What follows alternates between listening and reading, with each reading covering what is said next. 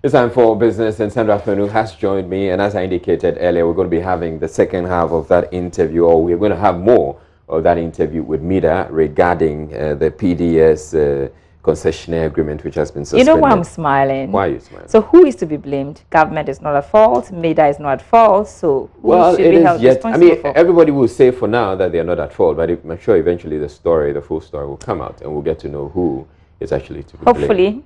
My challenge with all that's going on, though, I mean, whoever is found at fault should be made to... It hardly ever happens in the country that whoever is found at fault, it's made to pay for it. Yeah. Right. Well, my name is Sandra Sinamaf and I'm here for business. The Millennium Development Authority, MIDA, says public distribution services, PDS, cannot be blamed over challenges in raising required guarantees to cover ECG's concessionaire. Head of reforms at MIDA, Michael Iwa, tells Joy Business PDS satisfied all the conditions needed to be selected to manage ECG. Let me explain it this way. When you have to go for a bank loan, sometimes the bank says they want something we call collateral, which means something they can fall on if for some reason you're unable to pay back the money. Sometimes it is another person standing in for you and providing that guarantee. In international business transactions of this nature, like what we are doing, remember that the assets of ECG remains ECG's assets forever under the transaction. The assets are still Ghana's assets. So whoever is operating the assets will have to pay what we call lease fees, or will have to make lease payments to ECG. It's just like renting a room in your house. I have to pay you every month. So PDS is also, as it were, just for a better explanation, renting ECG as assets, and they must pay them every month. So we say, okay, you have promised us that you will pay, but give us something that we can fall on if you don't pay. That is what we call the guarantee for the lease payments. Then also there is a second guarantee they had to issue. You buy power to sell. The power you buy, you must pay for it. You have assured us you will pay. You have demonstrated that you have the financial capacity to pay. But give us something that we can fall on if you are unable to pay. So we call that the BSA payment security. Now, here is where the bone of contention has arisen.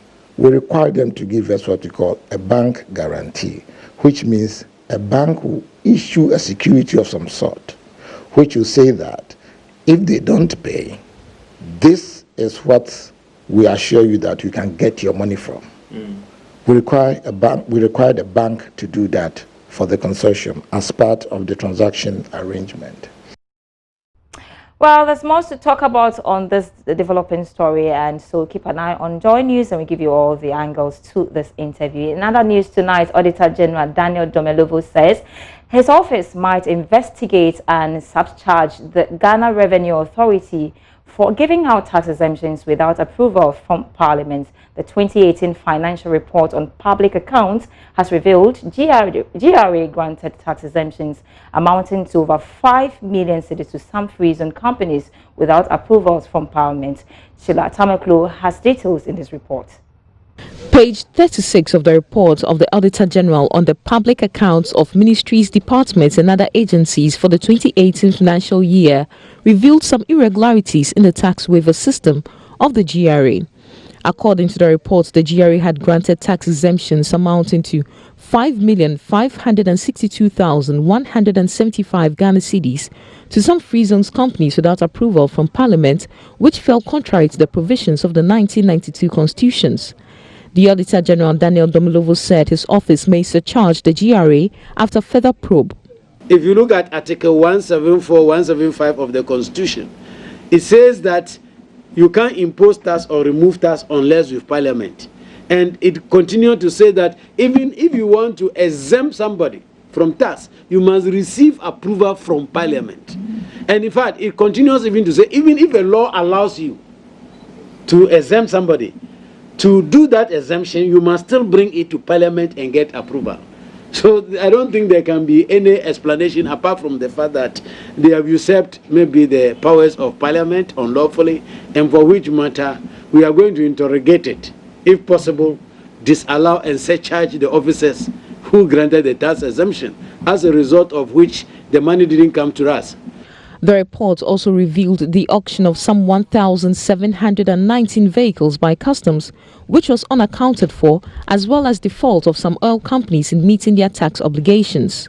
The 1,719 vehicles, they could not account for the revenue that they realized as a result of the sale of those vehicles.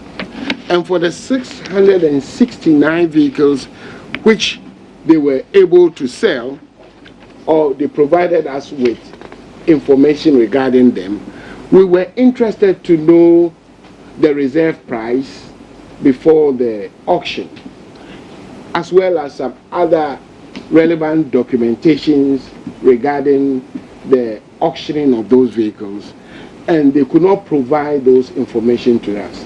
The Auditor General is, however, appealing to Ghanaians to push for punitive measures to curb corruption in the public sector. It's mind-boggling if you look at audit reports year after year that these people are still in offices, they are moving around, driving nice cars, sleeping in better houses, etc., and nothing is happening, not even administrative sanction. It is a bit disturbing. So this is a national call, it is not the Auditor General.